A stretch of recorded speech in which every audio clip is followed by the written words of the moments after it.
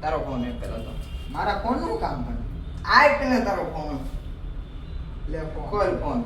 તો એ તો આ લ્યો ખોલો હા બસ આથી હું થાય આમાં ફોન માં Huh? આ હું છે આ તો પણ હું કે આ તો વાઈફાઈ જોડેલું છે આ તારા ફોન થી ખુલી જાય છે આ ફોન થી અને કાર્ડ થી ખુલે તો હવે જોજે આ સી કરું છું ખુલી ગયો લોક હવે હું આ બી કરું છું નહીં થાય